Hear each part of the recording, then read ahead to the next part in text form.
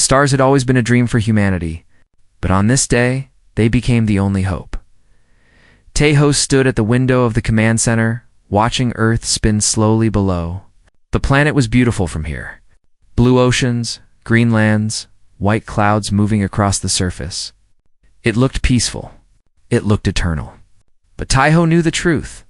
Earth was dying, and nothing could save it. The scientists had discovered it 12 years ago. A rogue black hole was drifting toward the solar system. It would not hit Earth directly. That would have been a mercy.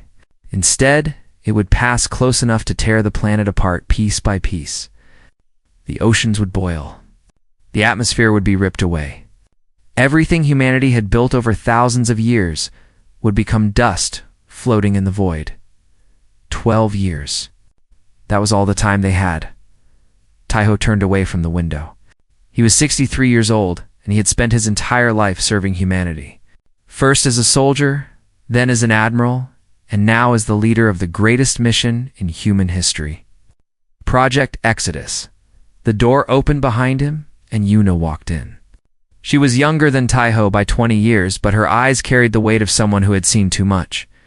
She was the chief engineer of the Exodus fleet, and the woman who had made all of this possible. "The last ships are ready," she said. Her voice was calm, but Tahoe could hear the exhaustion in it. 10,000 vessels. 8 billion people. We can launch within the hour. Tahoe nodded slowly. 8 billion. That was almost everyone. They had worked for 12 years without rest, building ships, training crews, and preparing for a journey into the unknown. Some people had refused to leave. They wanted to die on Earth, the only home humanity had ever known. Tahoe understood their choice, even if it broke his heart. "In the rift drive?" he asked. Yuna allowed herself a small smile. "It works. I ran the final tests myself. We can travel faster than anything the galaxy has ever seen. The Tovani, the Korath, all those alien empires out there, they use old technology. Slow technology. Our rift drive will let us cross 1,000 light years in days instead of months." This was their advantage. Humanity had been confined to Earth, ignored by the greater galaxy. The alien races knew about humans, but they considered them primitive, unimportant, a species that had not even colonized its own solar system. They had no idea what humanity had been building in secret. Tahoe walked to the communication console and pressed a button. His voice would now reach every ship in the fleet, every person waiting to leave their home forever. "This is Admiral Tahoe," he said. "In 1 hour, we will begin the Exodus. We are leaving behind everything we have ever known. Our cities, our history, our ancestors' graves. But we are not leaving behind who we are. We are human. We have survived ice ages, plagues, and wars. We have always found a way. And we will find a way again. Out there, among the stars, we will build a new home. We will protect each other. We will remember Earth, and we will make sure that humanity lives on, no matter what." He paused, feeling the weight of his words. "To everyone staying behind, we will never forget you. Your sacrifice gives us the courage to move forward. To everyone coming with us, stay strong. The journey will be hard, but together, we will survive." He ended the transmission and stood in silence. Yuna put a hand on his shoulder. "It's time," she said. The launch was unlike anything humanity had ever attempted. 10,000 ships rose from Earth's orbit, their engines lighting up the darkness like a river of stars. Families watched through windows as their planet grew smaller and smaller. Children asked their parents when they would come back. The parents had no answer. On the flagship horizon, Tahoe stood on the bridge with his command crew. Minho, the ground forces commander, stood with his arms crossed. He was a large man, with a scarred face and eyes that had seen too many battles. Hannah, the diplomatic envoy, sat at her console, already preparing messages for any alien species they might encounter. And Young Sung, barely 25 years old, sat in the pilot's chair. He was the best pilot in the fleet, and he was terrified. "Engaging rift drive," Yuna announced. "All ships, prepare for jump." The stars stretched and twisted. Reality folded in on itself. And then, in a flash of light, the Exodus fleet was gone. Earth sat alone in the darkness, waiting for the end that would come in 12 years. The fleet emerged in a region of space that humans had only seen in telescopes. They were now 1,000 light years from home, deep in the territory monitored by the Telvanni Dominion. The Telvanni were the rulers of this part of the galaxy. They were tall, thin beings with gray skin and 4 eyes. They had conquered dozens of species and built an empire that had lasted for 3,000 years. To them, other species were either servants or obstacles. Humanity was neither. Humanity was nothing. High Commander Vorik received the report of the human fleet's arrival while sitting in his throne room. His 4 eyes blinked slowly as he listened to his subordinate describe the situation. 10,000 ships? Vorik said. Carrying how many? 8 billion, High Commander. Vorik laughed. It was a cold, cruel sound. 8 billion primitives fleeing their dying world. How pathetic. They come into our space without permission, without tribute, without even asking. He leaned forward, his long fingers tapping against the armrest of his throne. Send a patrol fleet. 300 ships should be enough. Capture them. The strong ones will work in our mines. The weak ones, he made a dismissive gesture. Dispose of them. His subordinate bowed and left. Vorik returned to his meal, already forgetting about the humans. They were insects. They were nothing. They would be crushed like every other species that had dared to enter Dominion space uninvited, across the galaxy, in a place far from both Earth and the Dominion. Elder Nula of the Serani Collective opened her ancient eyes. She was older than most stars, a being of pure thought, who had watched civilizations rise and fall for 100,000 years. Her people did not interfere in the affairs of younger species. They only observed, but something had caught her attention. A ripple in the fabric of space, a new kind of energy. She focused her mind and saw the human fleet moving through the void. Interesting, she whispered to herself. A species running from death, but there is something else in them.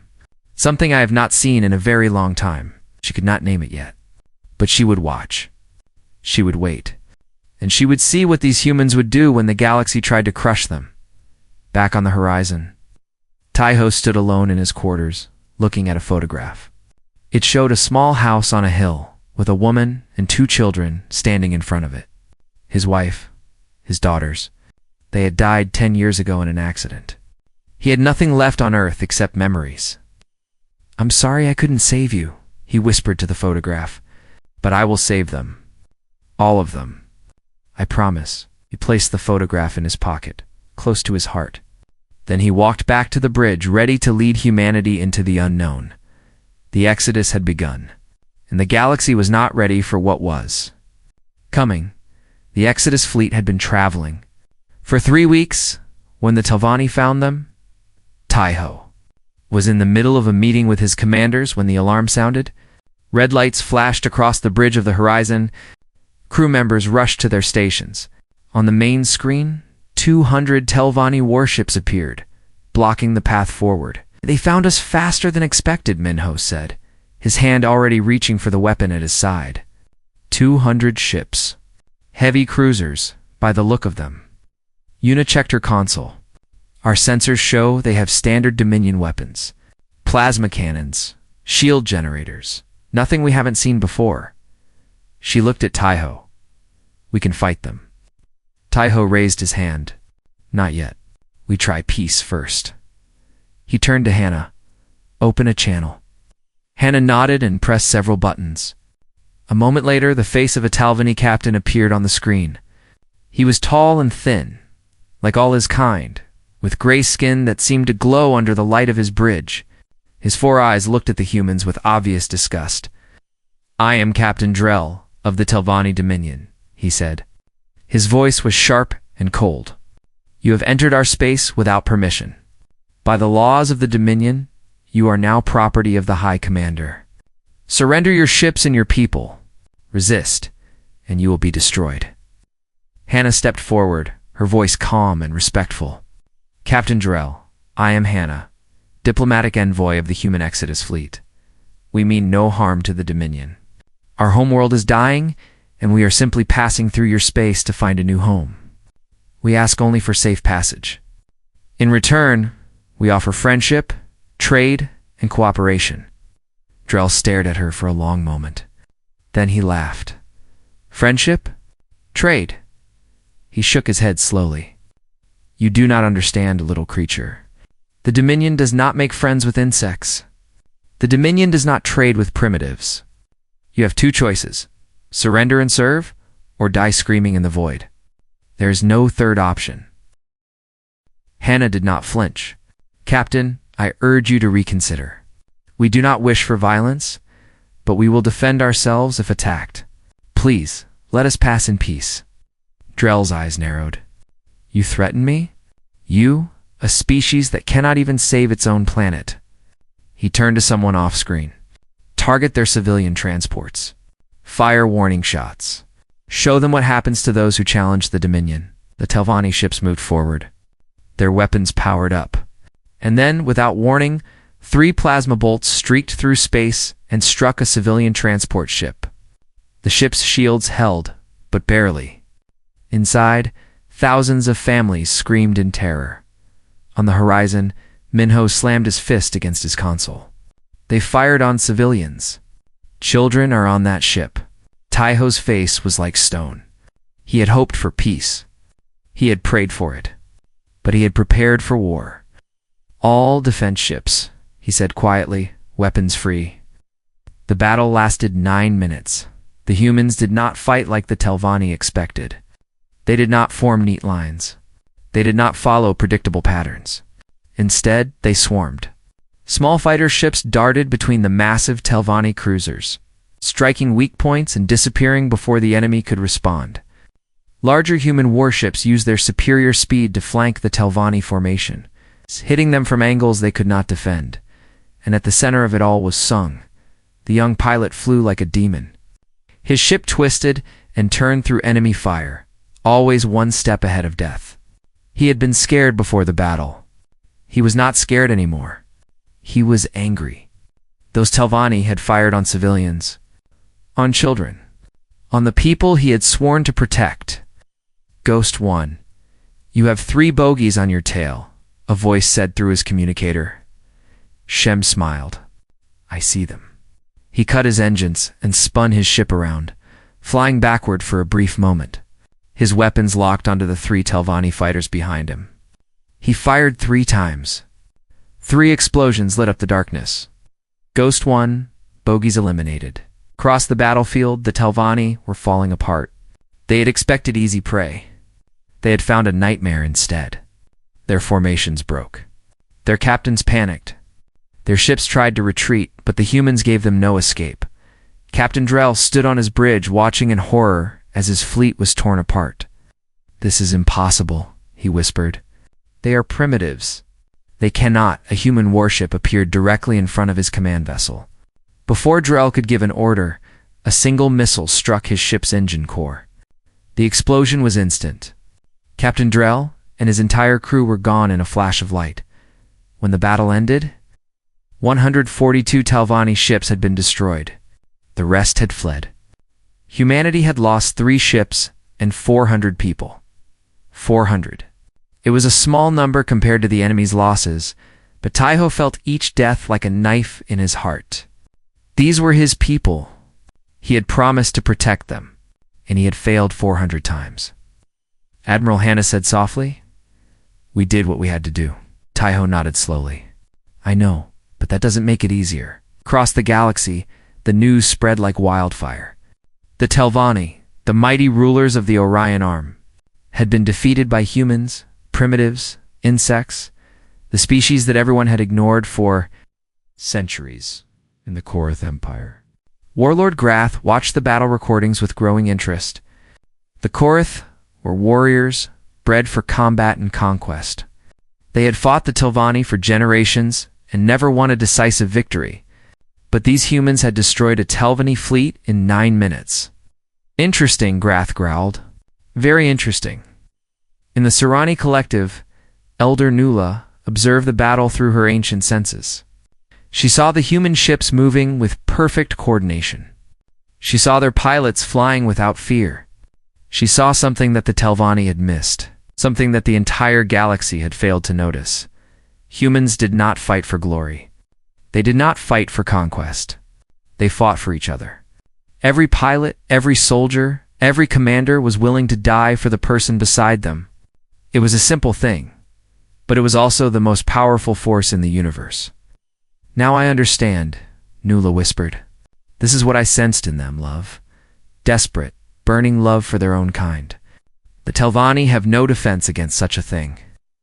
On the Telvanni homeworld, High Commander Vorik received the news in silence.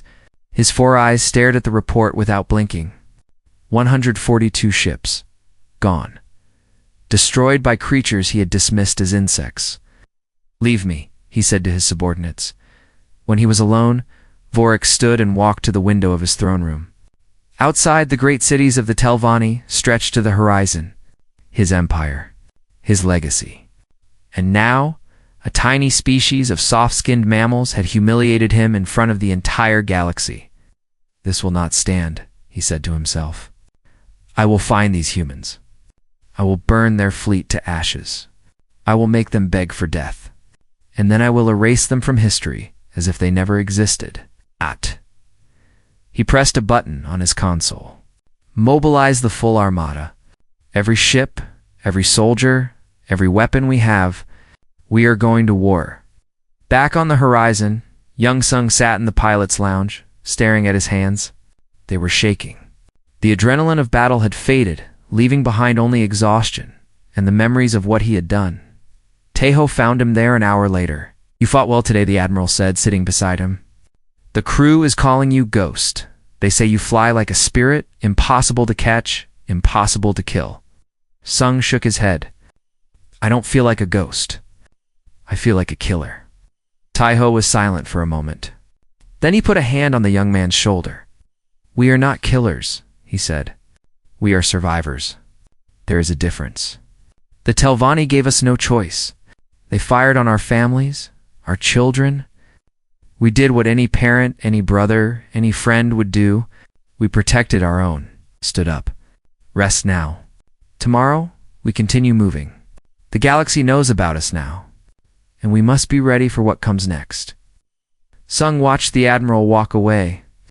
Then he closed his eyes and tried to sleep. But sleep would not come. In his dreams, he saw Telvanni ships burning, and somewhere in the darkness, he heard the sound of children crying. The humans had won their first battle.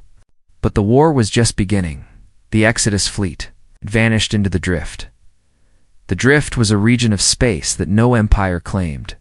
It was filled with dead stars, asteroid fields, and radiation storms that made navigation almost impossible. The Telvanni avoided it. The Korath avoided it. Every sensible species in the galaxy avoided it. But humanity was not sensible. Humanity was desperate. Tejo had made the decision 3 days after the battle.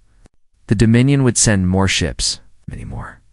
The humans could not fight an entire empire head-on. They needed time to prepare, time to find allies, time to make the galaxy understand that they were not prey. "We hide here," Tejo said to his commanders, "but we do not sit idle. We learn, we adapt, we prepare. And when the time is right, we strike back." Minho grinned. It was not a pleasant expression. Guerrilla warfare. Hit and run. Make them bleed until they fear every shadow. "Exactly," Tejo said. "The Dominion is big and powerful, but that is also their weakness. They have supply lines stretching across 1,000 systems. They have shipyards in dozens of locations.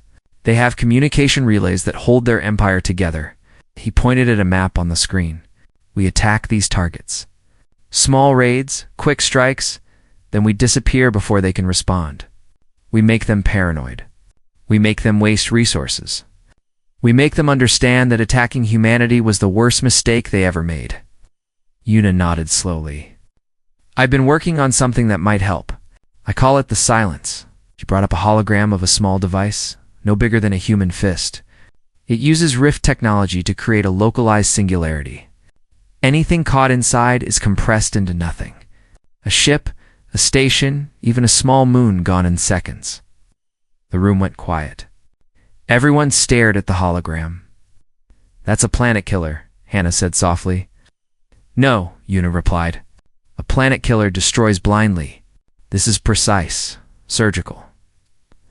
I built it so we would have an option if everything else fails. I hope we never have to use it." Taiho looked at the device for a long moment. Then he turned to Una. "Keep it safe. We use it only as a last resort." Over the following months, the humans became ghosts.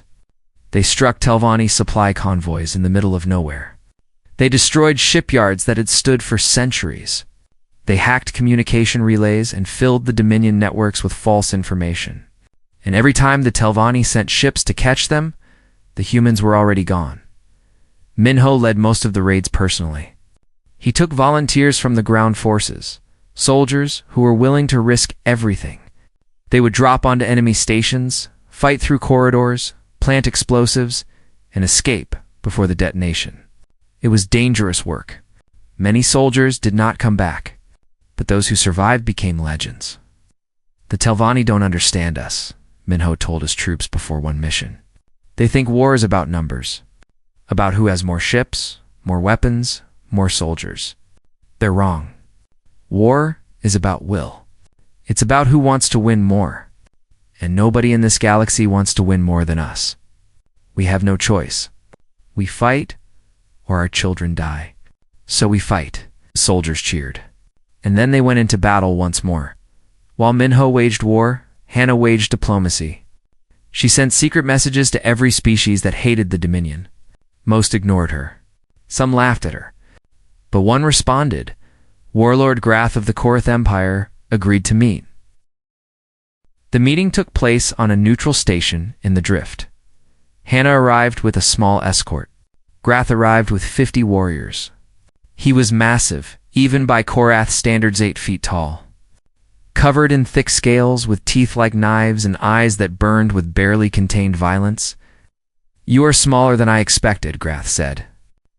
Looking down at Hannah, "Your species is soft, weak-looking, and yet you destroyed a Telvanni fleet in 9 minutes.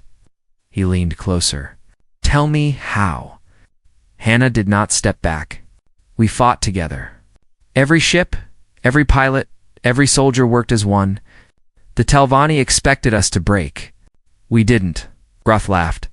It was a deep, rumbling sound. Unity. Such a simple thing. The Telvanni have numbers but no heart. They fight because their commanders order them to. You fight because you choose to. He nodded slowly. "I respect that."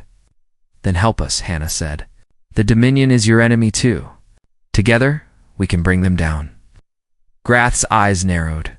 "The Korath do not form alliances with weak species. We conquer. We dominate. That is our way." "Then conquer with us," Hannah replied. "Help us defeat the Dominion, and you can claim whatever territory you want from their corpse. We don't want their empire. We just want to survive." Grath considered her words for a long moment. Then he smiled, a terrifying expression filled with sharp teeth. "You are clever, little human. Very clever." He extended his massive hand. "We have a deal. Hurt the Dominion first. Prove you are worthy allies. Then the Korath will fight beside you." Hannah shook his hand. Her fingers disappeared inside his grip. "We'll prove it." Around the same time, something unexpected happened. A Telvanni ship appeared at the edge of the drift, broadcasting a signal of surrender. On board was a single passenger, a scientist named Isara. Isara was different from other Telvanni. She was younger, with softer features and eyes that showed something rare among her people. Doubt. "I watched the battle recordings," she told Taiho when they met. "I saw how your people fight, and I realized something. The Dominion is wrong. We have spent 3,000 years conquering and enslaving, telling ourselves we are superior. But we are not. We are just cruel." She lowered her head. "I want to help you. I have information. Secrets about the Dominion that could help you win." Ah! Taiho studied her carefully. "Why should I trust you?" "You shouldn't," Isara admitted. "I am Telvanni. My people have done terrible things, but I am tired of being part of it. I want to be something better." She looked up at him. "The Dominion's weakness is High Commander Vorik. He controls everything. The military, the economy, the government, all of it flows through him. If you can defeat him, the Dominion will collapse. Governors will fight each other. Vassal species will rebel. The Empire will tear itself apart." Taiho thought about her words for a long time. Then he made his decision. "You can stay," he said, "but you will be watched."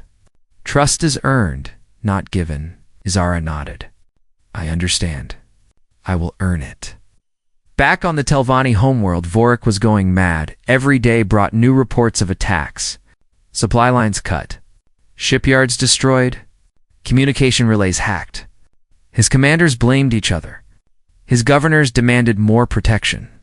And through it all, he could not find the human fleet. "Where are they?" He screamed at his subordinates. "They are insects. They should be easy to find. Easy to kill." But the humans were not easy to find. They struck from the shadows and disappeared like smoke. And every failure made Vorik more desperate. He pulled ships from the borders. He emptied garrisons. He poured every resource into hunting the humans.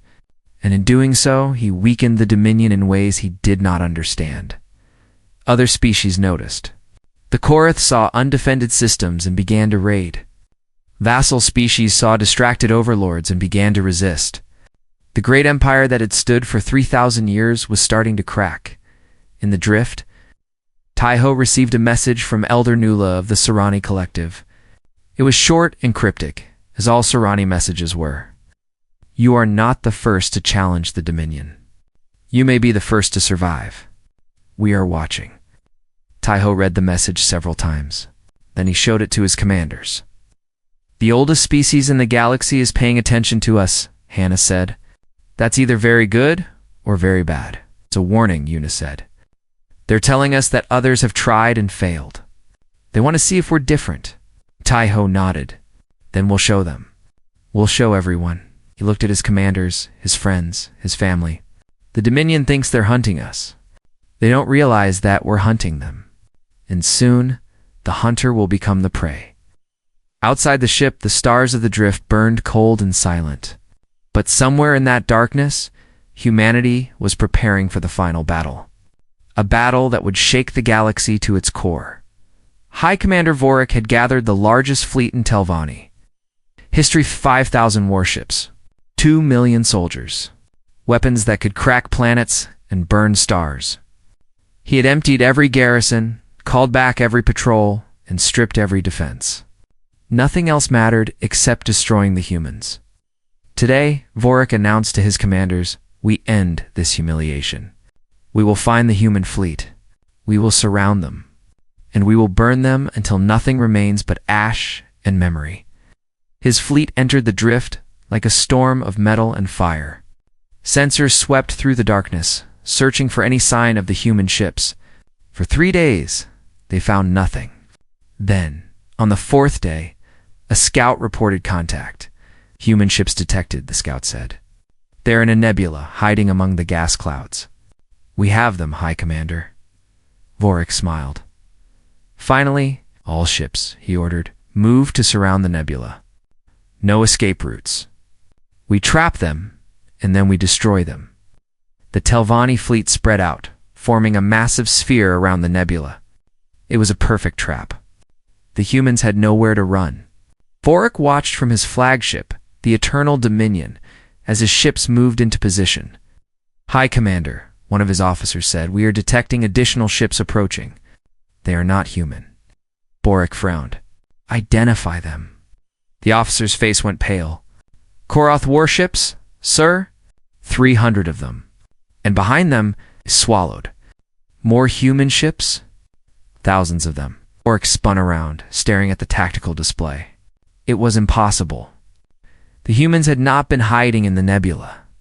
They had been waiting, and they had brought allies. "It's a trap," Vorik whispered. Then he screamed it. "It's a trap. All ships. Defensive formation. Now." But it was too late. The Battle of the Drift began with fire. Taiho stood on the bridge of the horizon, watching the chaos unfold. His plan had worked perfectly. The Telvanni had expected to find a desperate, cornered enemy. Instead, they found themselves surrounded. "All ships," Taiho said calmly. "Engage." The human fleet struck from multiple directions. Small fighters swarmed the Telvanni cruisers, overwhelming their point defenses.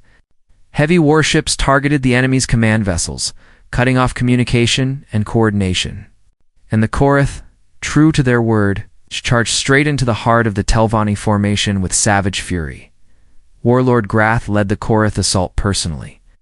His flagship, the Bloodclaw, smashed through a line of Telvanni destroyers and opened fire on everything in range. "Today we feast on Dominion blood," Grath roared over the communication channel. "Kill them all." But the Telvanni were not beaten yet. They had 5,000 ships, and their commanders were experienced warriors. They reformed their lines, concentrated their fire, and began to push back.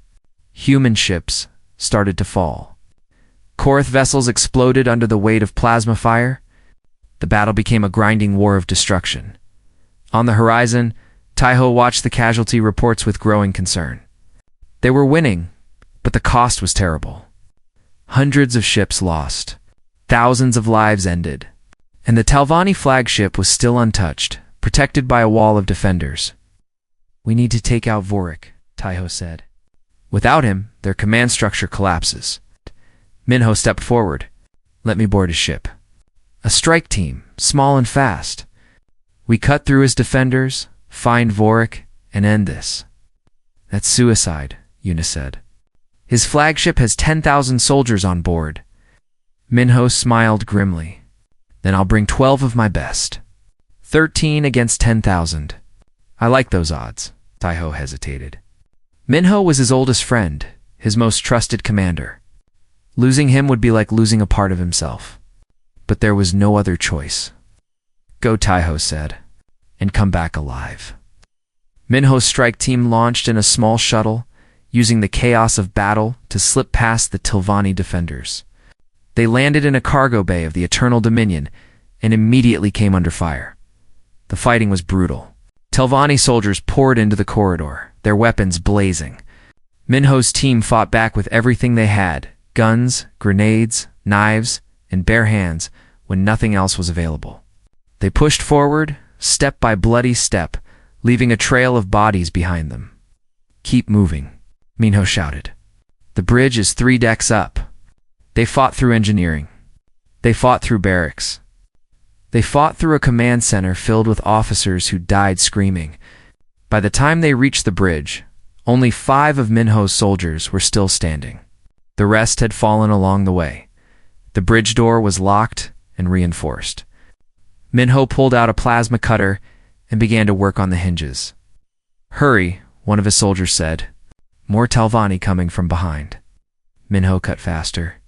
The door groaned. Then it fell. High Commander Vorik stood in the center of his bridge, surrounded by his personal guards. He was tall and thin, dressed in ceremonial armor that had never seen real combat. His 4 eyes stared at the humans with a mixture of fear and fury. "You dare?" he hissed. "You dare invade my ship? My bridge? I am the High Commander of the Telvanni Dominion. I have crushed 100 species. I will not be humiliated by primitives." Minho stepped forward, his weapon raised. "You already have been." The guards attacked. Minho's soldiers met them head-on. The bridge became a whirlwind of violent synergy weapons firing, blades clashing, bodies falling. Within minutes, the guards were dead. Only Minho and Vorik remained standing. Vorik drew a ceremonial blade from his belt. "I will kill you myself, human. I will tear out your heart and show it to your pathetic fleet." He lunged forward, the blade aimed at Minho's throat. But Vorik had never truly fought before. He had given orders, watched from safe distances, and claimed victory for battles others had won. Minho had spent his entire life in combat. The human commander sidestepped the attack, grabbed Vorik's arm, and twisted. The High Commander screamed as his weapon clattered to the floor. Minho drove his fist into Vorik's stomach, then his face, then his stomach again. The Telvanni collapsed, coughing blood. Minho stood over him, breathing heavily. He could kill Vorik with one more blow. It would be easy. It would be satisfying. But something stopped him. You wanted to make us slaves, Minho said quietly. Instead, you made us legends. Live with that. Turned away, leaving Vorik alive, but broken on the floor of his own bridge. All ships, Minho broadcast over an open channel. The High Commander has fallen. The Dominion is finished. Across the battlefield, the news spread instantly. Telvanni ships began to surrender. Others tried to flee. The formation collapsed into chaos as captains realized. Their leader was gone, and their empire was crumbling. But one ship did not surrender. The Telvanni dreadnought Hammer of Stars, 12 kilometers long and bristling with weapons, turned toward the human civilian fleet. Its captain had decided that if the Dominion was going to fall, he would take humanity with it. They're on a collision course, Yuna said, her voice tight with fear. They're going to ram our transport ships. Millions of people. Taiho made the hardest decision of his life. Deploy the silence, he ordered. Yuna hesitated for only a moment. Then she activated the device. A small pod launched from the horizon and streaked toward the dreadnought. When it reached the massive ship, reality itself seemed to bend. Space twisted. Light warped. And then the Hammer of Stars was gone, compressed into a point smaller than an atom, raced from existence in absolute silence. The galaxy watched. Every species with eyes on the battlefield saw a 12-kilometer warship vanish in an instant. Fear of humanity, which had been growing since the first battle, became absolute. Hannah's voice cut through the silence, broadcast to every ship in every world that could hear. We did not seek war. We sought survival. But if you threaten our people, our children, our future, we will bring ruin upon you. Leave us in peace, and we will be your friends. Challenge us, and you will learn what humans do to those who corner us. No one challenged them.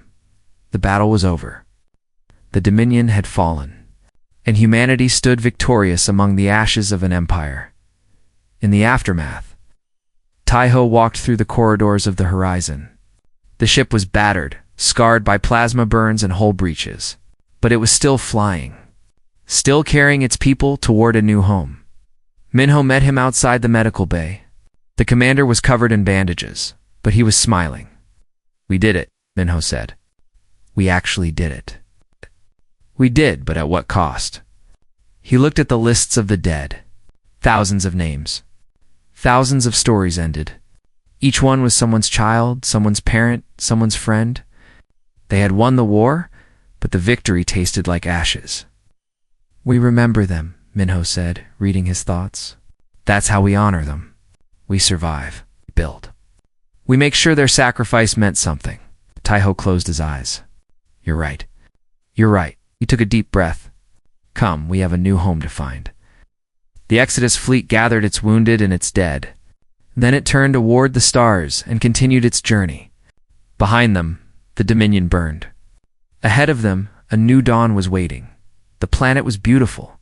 It hung in space like a jewel-blue oceans, green continents, white clouds drifting across its surface. It looked almost exactly like Earth, almost like home. Taiho stood on the bridge of the horizon, staring at the world that would become humanity's new beginning. 3 years had passed since the fall of the Dominion. 3 years of searching, traveling, and hoping. And now, at last, they had found it. Atmospheric readings are perfect, Yuna reported. Oxygen levels match Earth. Temperature ranges are comfortable. Native life exists, but nothing dangerous. It's like the universe made this planet just for us. Hannah smiled. Then I think we should give it a proper name. Taiho considered for a moment. Then he spoke the word that had lived in his heart since the Exodus began. Solace. The landing began the next day. 10,000 ships descended through the clouds, carrying 8 billion people to their new home. Families stepped onto solid ground for the first time in years. Children ran through fields of strange flowers, laughing and shouting. Old men and women knelt in the grass and wept with joy. Taiho was the last to leave his ship. He walked down the ramp slowly, feeling the wind on his face and the sun on his skin. It was warmer than Earth. The air smelled different, sweeter somehow, but it was real. It was solid. It was theirs. Manad, at the bottom of the ramp. The commander looked different now. The hardness in his eyes had softened. The scars on his face seemed less angry. "Welcome home, Admiral," Minho said. Taiho shook his head. "Not Admiral anymore. I'm retiring from military service. Humanity doesn't need warriors right now. We need builders." Minho nodded. "Then what will you do?" Taiho looked across the landscape, the rolling hills, the distant mountains, the forest that would soon be filled with human cities. "I'm going to plant a tree." The Solace Republic was founded 1 month later. Taiho was elected as its first president, not because he wanted power, but because the people trusted him. He had led them through darkness, and they believed he could lead them into light. His first act as president was simple. He went to the center of the new capital city, still just a collection of temporary buildings and construction sites, and planted an oak tree. It was grown from a seed preserved in Earth's vault, one of the last pieces of their old home. "This tree will grow," Taiho said to the crowd that had gathered. "It will stand for 1,000 years. And every time our children look at it, they will remember where we came from. They will remember what we survived. And they will know that they are part of something greater than themselves." The crowd cheered. And in that moment, humanity truly became a people of solace.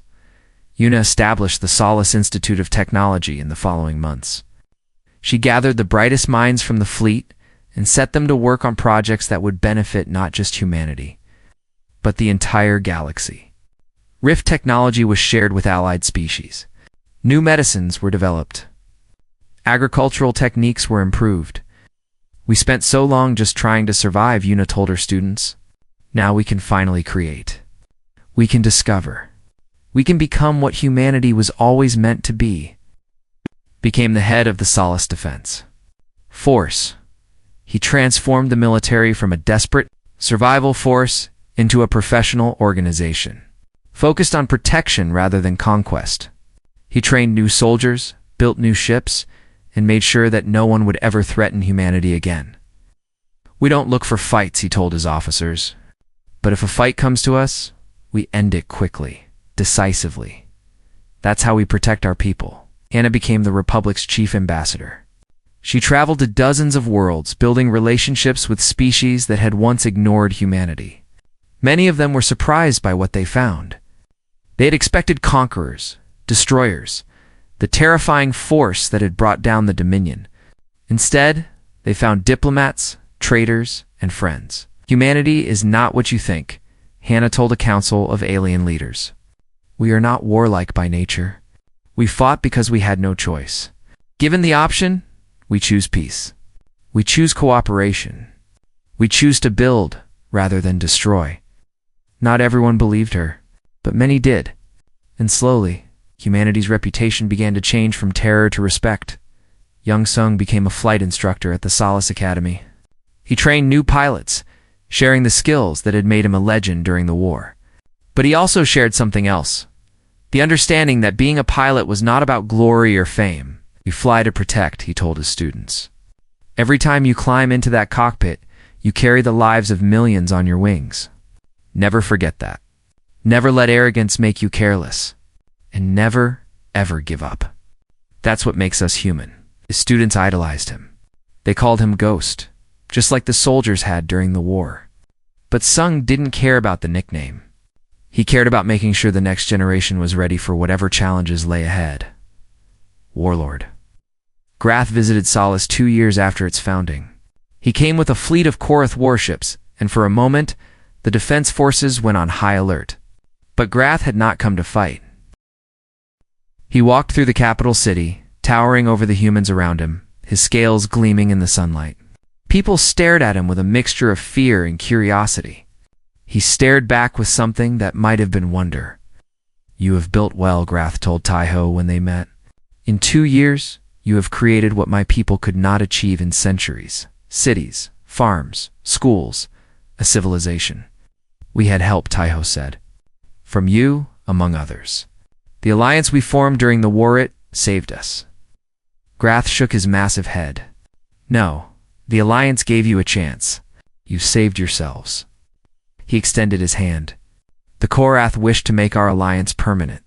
Not as conquerors and servants, but as equals. Partners. Taiho took the hand. Partners. Isara, the Telvanni defector, became a citizen of Solace.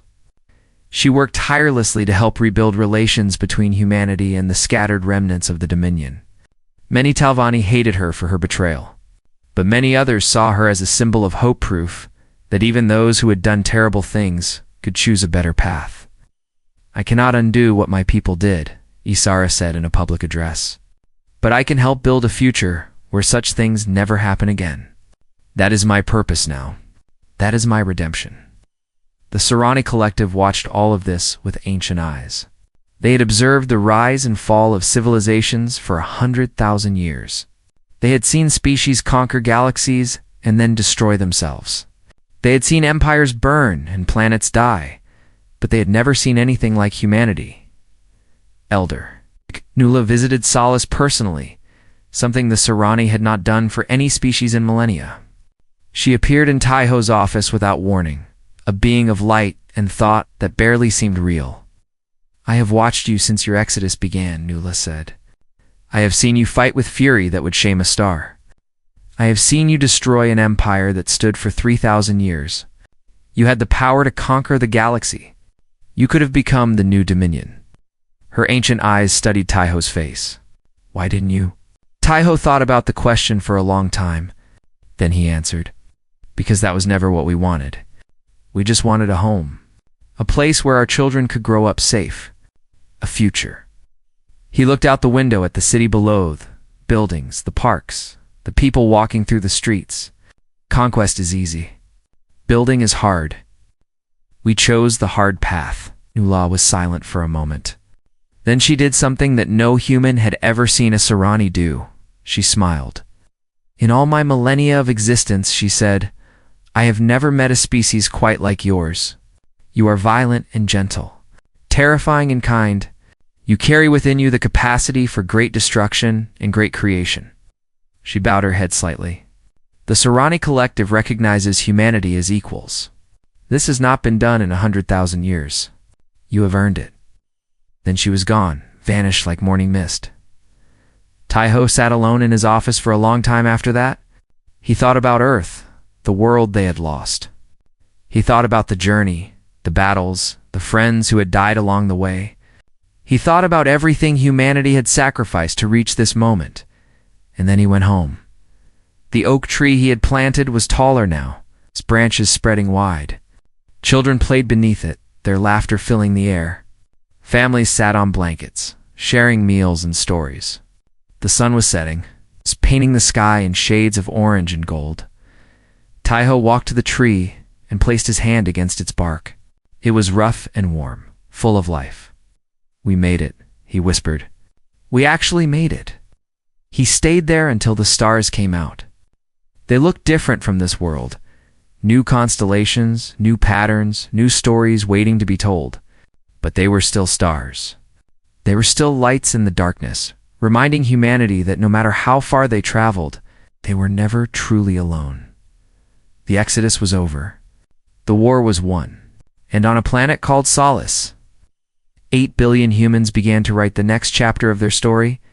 It would be a long story, filled with triumphs and failures, joy and sorrow, peace and conflict. Humanity would face new challenges, make new friends, and discover new wonders beyond imagination. But that night, under the strange stars of their new home, none of that mattered. What mattered was that they had survived. They had found a place to belong. And they had proven something that the galaxy would never forget. Humans were not prey. They were not conquerors. They were something far more dangerous, a species that would do anything to protect their own. And something far more beautiful, a species that could destroy empires and still choose to plant trees. The galaxy had learned to fear humanity. Now it would learn to respect them. and somewhere in the hearts of 8 billion people, the spirit of Earth lived on waiting for the next adventure. The next challenge, the next impossible dream, because that was what humans did. They dreamed, they fought, they built, and they never, ever gave up.